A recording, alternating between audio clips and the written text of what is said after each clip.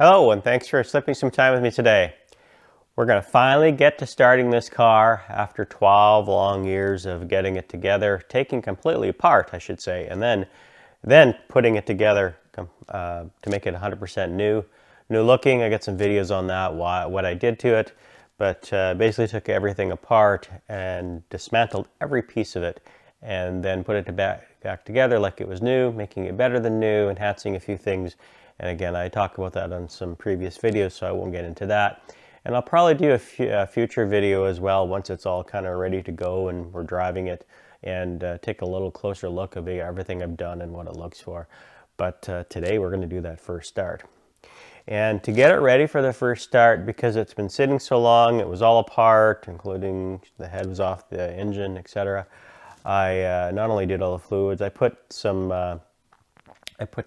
oil down the spark plug holes, basically just a teaspoon or whatever, and then I rotated it, let that loosen up a little bit. Then I just off the starter, I wound it up just to lubricate it a bit, let the oil pump a bit, and wanted to make sure I just got things lubed up so it wasn't such a dry start when it actually got running. And then after that, we started it, and you'll see the results.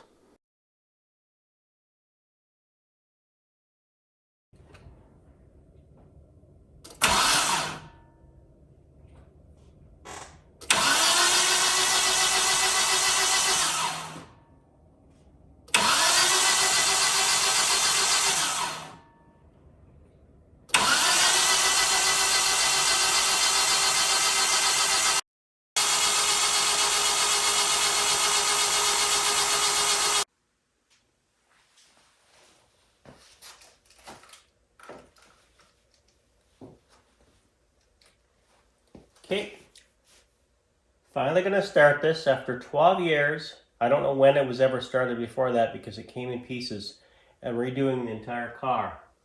So I'm pretty excited, pretty stressed about it because everything was apart. I'm sure something will go wrong, but it shouldn't blow up. Wish me luck.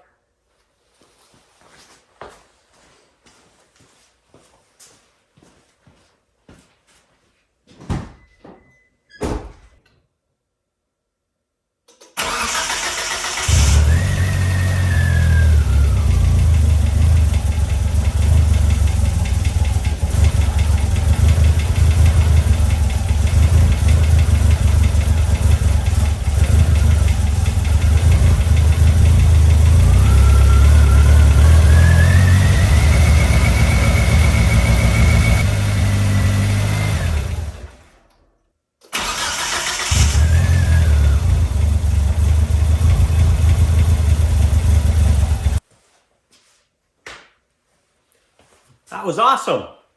Yes. So as you've seen, it started. And since that little bit of a video where it started, which made me very happy, it definitely had some issues, we'll call it, but some of it I knew I'd have to do as far as tweaking a bit too. So what I've done since then is I adjusted the idle biz screw here, it's called, just adjust the idle. Had a bit of surge after a while, but that was cool. I adjusted the timing as well. I've done this stuff in other videos, so I don't really need to show you again. You can go back to those if you want, but I adjusted the base timing, got that set up by adjusting the crank angle sensor here properly with the timing light. That's good. I checked the fluids, everything's good. I did a compression test because I did lap the valves on here because one was a little, on a leak down test, was leaked a little bit, so when I had the head off I did that. So I just did a compression test. The leak down test was passed already, but I hadn't done a compression test because I wasn't cranking it over. Now that I was, it was 155 across the board, which is really good for these engines, so I'm very happy with that. No leaks underneath. A couple issues that I do have. The coolant temperature gauge is not working, and the fuel gauge isn't working. It's just stuck on empty, and I've done some testing on that. I'll show you what I have done to troubleshoot the coolant sensor. By the way, the coolant sensor, as far as reading onto the computer, is working fine. That's all working. It's just more of actually the gauge that isn't, so we were fine there. So overall, not too bad considering this whole thing was apart, including all the wiring I did on it as well. So very happy with that. It's running really well. It's got a bass tune. I'll have to tune some more, but we're doing good. Let me talk about what I did to test the coolant temperature gauge. So this is the sensor here, and I'm going to go over to it in a bit, but how to test it is they say put it in the bath, check that it's 104 ohms or whatever at 70 degrees Celsius, 158 degrees Fahrenheit. So this is a 150 ohm resistor to mimic that, and I just want to make sure the gauge is working. So I stuck this in between ground and the temperature wire. I'll show that in here, over here. So here's the temperature wire. You can see it right there.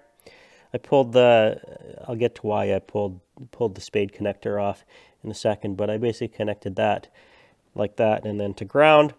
And then I went and turned it on, and sure enough, the temperature gauge went up because the resistance is 100 degrees or 70 degrees Celsius. It didn't go up all the way, but I could tell that it's functioning compared to no functioning at all. So I did measure this, and it's actually, I think it's a couple hundred ohms or something right now, but it was actually lower than that, lower than 100 when it was up to temperature. The reason I took the spade connector off is I think that's where the connection problem was, and I'm going to rewire this. It had a really, this is brittle, this wire. It had a really hard turn to connect on here, and so I think maybe it broke as I was putting it together. I'm not sure, but I do know from here on, because of using this, that that's fine. The sensor I think is fine, so it makes sense that that's where the problem is. So I'm going to work on that, and we'll get that going, and then we'll get into the fuel gauge. Okay, what I'm going to do is I'm going to take this. It's already got a spade connector. I found it. I'm going to solder this and maybe heat shrink it a little bit too, and then I'll add that because I'm running out of length.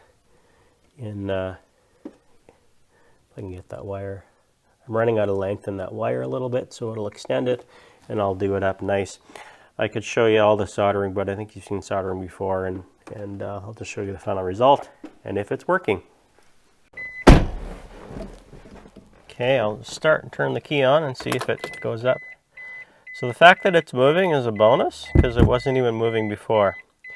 And to know for sure, we got to start the car and let it warm up. So let's do that.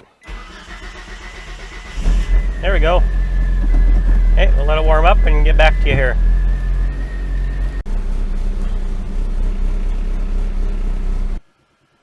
And you can see that it's warming up pretty good there, and coolant temperature is 144 degrees right there, and so it's getting up to operating temperature. So I got that fixed.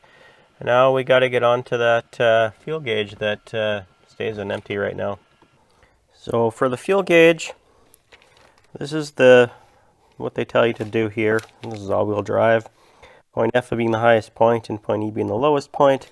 They're saying basically at full it's almost a short, and 110 ohms if it is empty. And when I measure that, I get, I think I got 400 ohms on it right now, which is incorrect. And that means to me that the sensor in here is a problem. But just to be sure, I actually use this little resistor pack I've used for other things, and it's around, I think 50 ohms. And I did put it on to the other side, feeding the gauge, and I ended up getting half a tank of fuel. So that tells me that this sending unit is got a problem. So I got to pull that out. Let's go see what's going on there. So this is basically the connector that I was working with. Let's take it out if we can.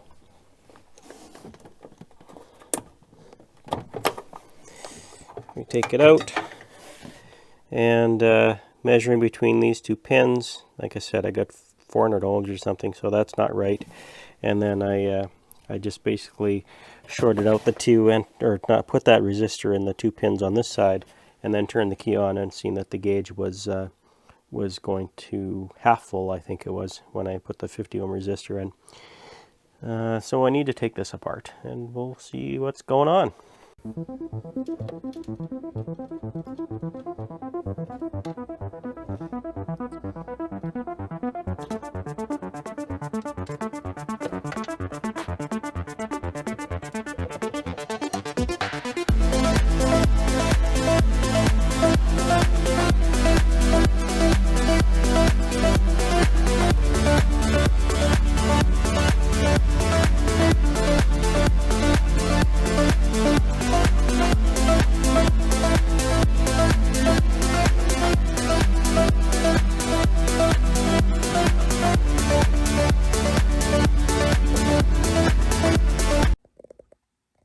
So now you can see that it's measuring okay.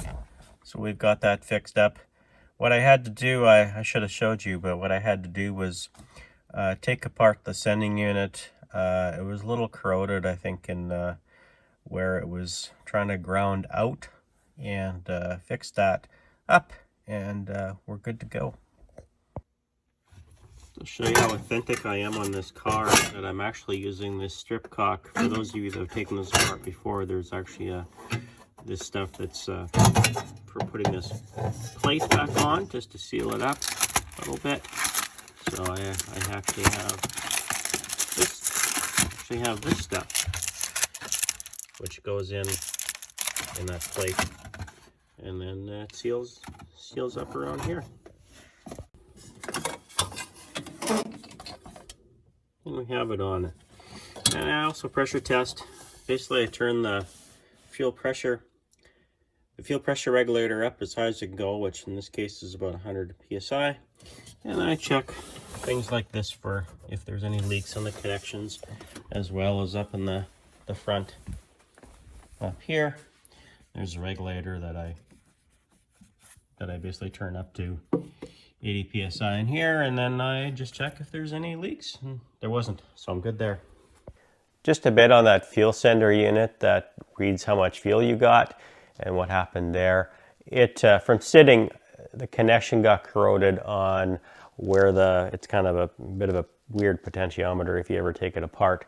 And what happened is that actually was fine, but there was a ground connection on that little arm apparatus that was just corroded a bit. So I cleaned that up, and it's all working now, which is great. So I got the new O2 sensor here to put in. I use copper anti-seize, and actually Denso sends you a little bit of it, which is impressive. I have my own to put on, which is probably would be the same stuff, but yeah, I give them credit for putting it in so this doesn't seize up, and I will certainly be using that. And we'll be putting this on the car, and we should be good as new. Yeah, put it back in there.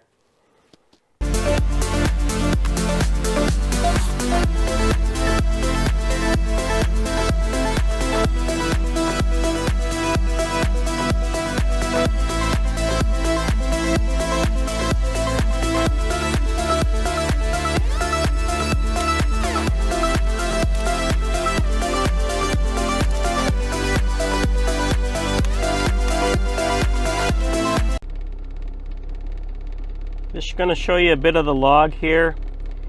If you look at this top, that's actually the O2 sensor that's replaced. It's got to do some tuning. Normally it'll see it bounce here when I do it up and down, but it'll start toggling when you cruise and stuff, but that's a whole other video, like I said. But the O2 sensor is good. See, it's at 0.92 volts right now, just trying to get settled out. Before, this was like at 0.7 volts, I think, or less than that when it was bad, and then I did a little check on it as well, and for sure it was bad when I did the resistor check on it.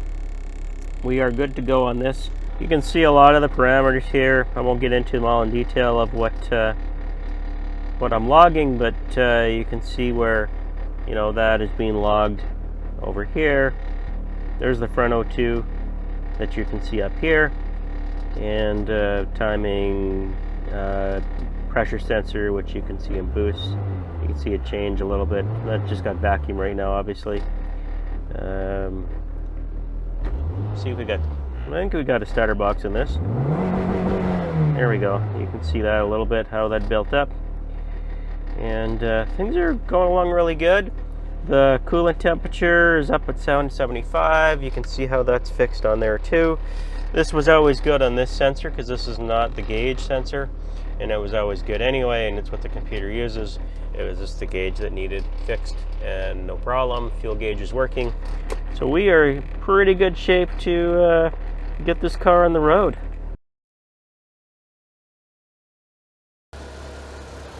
We'll do a gear check here.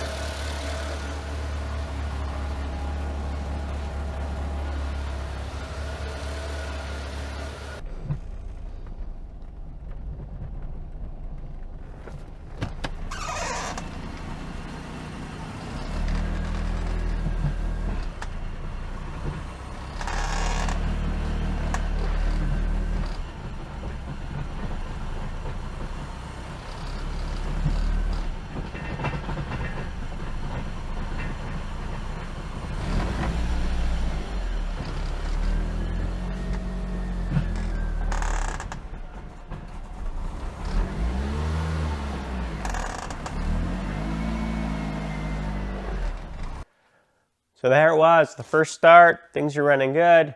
We got to do a good tune on it. What I need to do next on this car, and we're going to wait for spring to do that, is take it for a drive and start tuning it. It's still winter out there. I do not want to get this dirty, so we want to make sure we have clean streets, not get it dirty and start driving it. It does need alignment, obviously, because everything is apart, so that's kind of the first thing. Probably, yeah, it will be the first thing, to be honest. As I drive it to the alignment, I might do a little tuning, but I got to get this aligned and put the right tires on it that I got as well, which you haven't seen those yet, but on the car anyway, and we'll do that. So that's what next steps are. As for the channel, what's coming up in the next month or two, I have the Lotus Esprit that I'm getting parts for, so I'm not sure how much we'll do in that. I'll kind of maybe, through the videos that I have, just update on what's going on. If I have enough for a video, depending what it is, I'll put that as well. Got some more DSM stuff coming up, no doubt. I've got to get some stuff ready I think I want to sell, and then I got to get ready for spring just to drive them. Got some second generation Talons here that I'm going to work on. One's got a CV boot that needs to be replaced. The other one's still kind of getting it not near perfect. Well, perfect enough anyway, we'll call it. That I've been working on for a number of years on this as well, a couple of years anyway. And finish that up for spring as well. So I got a lot to do, a lot of stuff that's going to come your way. So please subscribe, just if you want to see that stuff, and don't miss out on it. And of course, make sure you enjoy every day, and always make it right.